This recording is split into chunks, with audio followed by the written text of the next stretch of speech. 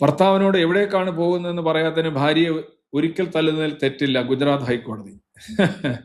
ഗുജറാത്ത് ഹൈക്കോടതി. ഇവിടെ താലിബാൻ നിയമങ്ങൾ നമ്മൾക്ക് നമ്മുടെ കോടതികളെ കുറിച്ച് പറയുമ്പോൾ എനിക്ക് ഏറ്റവും പെട്ടെന്ന് ഓർമ്മ വരുന്ന ഒരു സാധനം, ഇന്നലെ എങ്ങാണ്ട് ഒരു ജസ്റ്റിസ് സ്വാമിനാഥനോ പുള്ളി പറയുന്നത് ഈ റാഷണലിസ്റ്റുകൾ ഒക്കെ റാസ്കൽസ് ആണ്. അത് എന്താണ് പറഞ്ഞത്, എന്താണ് ഈ ആൾദൈവങ്ങളിലും ആത്മീയ ശക്തികളിലും ഒന്നും വിശ്വസിക്കാത്തവര്, അന്ധവിശ്വാസികളും അങ്ങനെയുള്ളവരും ആണ് എന്നാണ് ഈ റാഷണലിസ്റ്റുകളായിട്ടുള്ള വിശ്വാസികളല്ലാത്തവർ പറയുന്നത്. യഥാർത്ഥത്തിൽ അവരാണ് റാസ്കൽസ് എന്നാണ് ഒരു ഹൈക്കോടതി ജഡ്ജിയാണ്, ചെന്നൈ ഹൈക്കോടതി ജഡ്ജിയാണ് പുള്ളി പറഞ്ഞിരിക്കുന്നത്. ഒരു ജഡ്ജിമാർക്കെല്ലാം ഭയങ്കര ഇതാണ് എന്നൊന്നും അല്ല ഞാൻ പറയുന്നത്.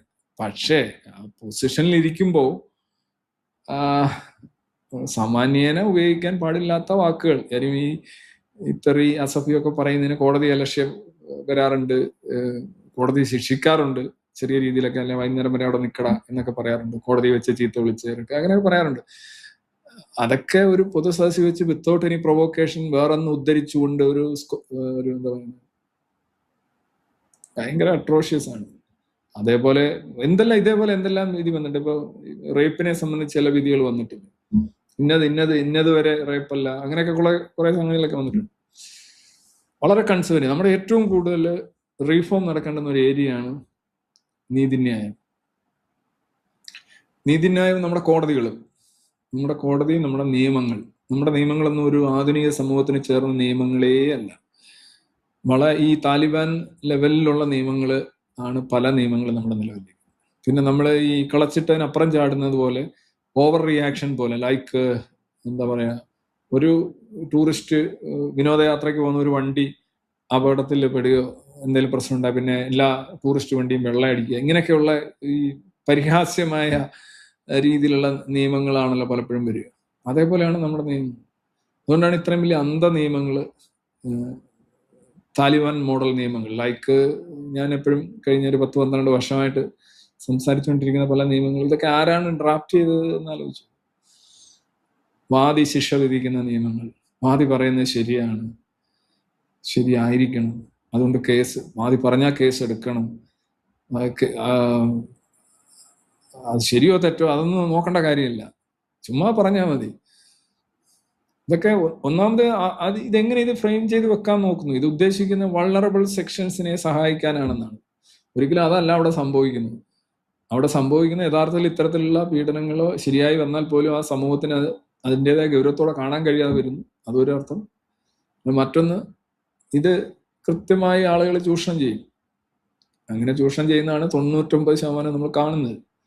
അപ്പൊ ആളുകൾ പറയും, അയ്യോ നിയമങ്ങൾ ദുരുപയോഗം ചെയ്യുന്നു, എല്ലാ നിയമങ്ങളും ദുരുപയോഗം ചെയ്യുന്നില്ലേ? എല്ലാ നിയമങ്ങളും ദുരുപയോഗം ചെയ്യുന്നുണ്ടാവും, അതില്ലെന്ന് പറയുന്നില്ല. പക്ഷെ സൈക്കിൾ അപകടവും വിമാനാപകടവും തമ്മിൽ താരതമ്യം ചെയ്യരുത്. നിയമങ്ങളുടെ കാര്യത്തിൽ, ഈ പ്രാകൃത നിയമങ്ങളുടെ കാര്യത്തിൽ ഞാൻ 3 നിയമങ്ങളെ എപ്പോഴും പറയാറുണ്ട്. 1 പോക്സോ, 2 SC/ST അട്രോസിറ്റീസ് ആക്ട്, 3 സ്ത്രീകൾക്കെതിരെയുള്ള പീഡനം. ഇത് 3-നകത്തും വാദിയാണ് ശിക്ഷ വിധിക്കുന്നത്, പോലീസല്ല, ഇൻവെസ്റ്റിഗേഷൻ ഏജൻസി അല്ല, കോടതിയല്ല. മിക്കപ്പോഴും ആർക്കെതിരെയാണോ കുറ്റാരോപണം നടത്തുന്നത് അയാളുടെ നാശം, അത് ആണായിക്കോട്ടെ പെണ്ണായിക്കോട്ടെ. സോഷ്യൽ ഡെത്ത്, ചിലപ്പോൾ ആത്മഹത്യയിൽ കലാശിക്കും, തൊഴിൽ നഷ്ടപ്പെടും. അത് കഴിഞ്ഞിട്ട് കുറ്റം ആരോപിച്ചത് മിക്കവാറും തെളിയിക്കപ്പെടില്ല, കാരണം അതൊരു വ്യാജ പരാതിയായിരിക്കും. പരാതി ഉന്നയിച്ച ആള് പൊടിയും തട്ടി എഴുന്നേറ്റ് പോകും, മറ്റേ ആള് തീർന്നു, അയാളുടെ കുടുംബം, അയാളുടെ തൊഴിൽ ഒന്നും ഒരു വിഷയമല്ല. ഇതാണ് പൂർണ്ണമായും ഇതാണ് ദുരുപയോഗം ചെയ്യുന്നു എന്നുള്ളതല്ല, ഇവിടുത്തെ ദുരുപയോഗം എന്ന് പറയുന്നത് വളരെ ഫെയ്റ്റലാണ് എന്നുള്ളതാണ് പ്രശ്നം. ഈ നിയമങ്ങളിലൊക്കെ ചെക്ക് ആൻഡ് ബാലൻസ് ഒക്കെ കൊണ്ടുവന്നില്ലെന്നുണ്ടെങ്കിൽ ഇത് തന്നെ ഒരു വലിയ രീതിയിലുള്ള അനീതിയായിട്ട്, നീതി കൊടുക്കുക എന്നുള്ളതാണ് നിയമത്തിന് അങ്ങനെ ഒരു അർത്ഥം കൊണ്ട്. അതായത് എന്താണ് പറയാ, ഇരകൾക്ക് നീതി കൊടുക്കുക എന്നുണ്ടല്ലോ, അല്ലെങ്കിൽ അതിനായിട്ട് ഇരയാവുന്നവർക്ക് നീതി കൊടുക്കുക, അതല്ല ഇവിടെ സംഭവിക്കുന്നത്.